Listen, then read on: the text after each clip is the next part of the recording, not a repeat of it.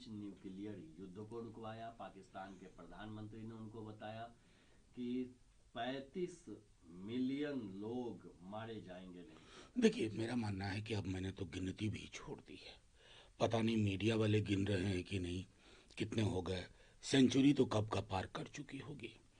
अब मैं समझता हूँ डोनाल्ड ट्रंप शायद पहले अमेरिकी राष्ट्रपति हैं जिनको लेकर के हर घंटे समझ में नहीं आता कि अगला घंटा क्या होगा, what position he will take, चाहे वो हमारे इंडो पाक के संदर्भ में हो या अमेरिकन डील के संदर्भ में हो।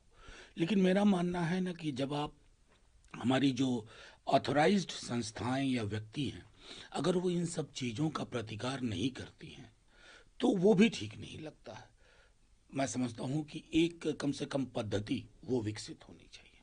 बिहार राष्ट्रीय अध्यक्ष अभी थे और उन्होंने वहाँ से बयान दिया है और उन्होंने कहा है कि हम आप लोग को बताना चाहते हैं कि गांधी फैमिली किस तरह से कंप्रोमाइज मिशन रहा और पूरा उनका हिस्ट्री बताया है और साथ में बताया है कि किस तरह से नेहरू गांधी फैमिली हमेशा जो है सो कंप्रोमाइज किया देश के इंटरेस्ट के लिए। नेहरू ने तो यहाँ तक कहा कि 45 करोड़ नहीं, लोग वो हो तो आप गए बहुत बड़े आदमी हो और गए। वो किस तरह वो से तो बहुत बड़े आदमी हो गए ना।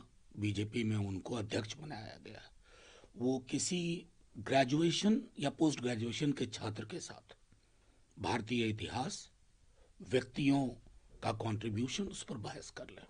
ये व्हाट्सएप फॉरवर्ड पे मतलब किनसे कंपटीशन कर रहे हैं? निशिकांत जी से, गिरिराज सिंह जी से।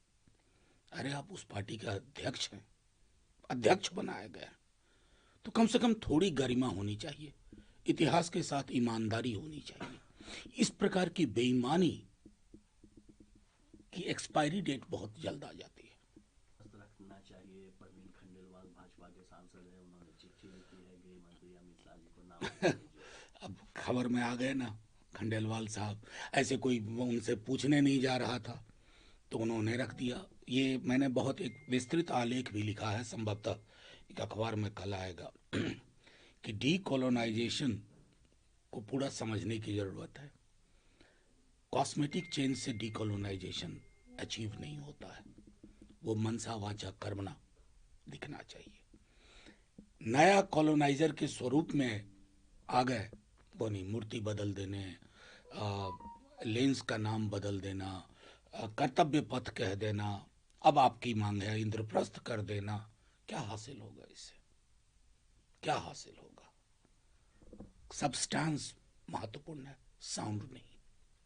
इजराइल के दौरे पर निकल चुके हैं दिल्ली से और कहा जा रहा है कि चाहे डिफेंस की बात हो, ट्रेड की बात हो, सारी चीजें नहीं, ये तो जब एक बार बात हो जाएगी तब मतलब हम अब बैठ करके कैसे तय करेंगे कि किन चीज़ों पर बात होगी।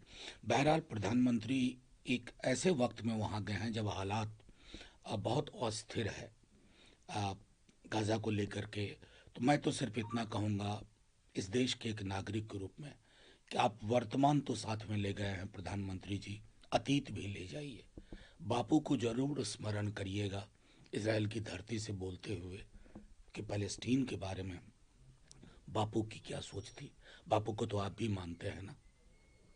ने इंडिया यूएस ट्रेड डील का लिंक किया है कि जो एप्स्टीन फाइल है, अडानी का केस है, उससे और ये भी कहा है कि देश को बेचने का देखिए, काम मैं किया सीधे है। तौर पे कहता हूं कि ये डील सरकार के लिए, देश के लिए मुसीबत होगा। सरकार को देश को भरोसे में लेना चाहिए। मैं एक छोटी बात कहता हूं, पीयूष गोयल जी हमारे कॉमर्स मिनिस्टर राज्यसभा में आए। राज्यसभा में एक परंपरा है कि जब कोई मिनिस्टर स्टेटमेंट देते हैं तो क्लैरिफिकेशन पूछने की आज़ादी होती है। उसको कट कर दिया गया, क्यों? देश को कॉन्फिडेंस में लीजिए ना। 2.9 से 50 किया गया, धमकी से फिर 18, और उस 18 को हम सेलिब्रेट कर रहे हैं गाजे बाजे बैंड बाजा के साथ।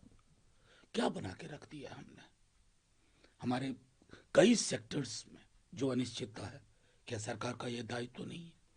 सरकार तो कल को किसी की और की होगी, लेकिन अगर एक आप अनफेयर डील के पे हस्ताक्षर करते हैं, उसको स्वीकार करते हैं, सफर कौन करेगा? सरकार नहीं, पॉलिटिकल पार्टी नहीं, देश। क्या इससे महत्वपूर्ण कुछ होता है?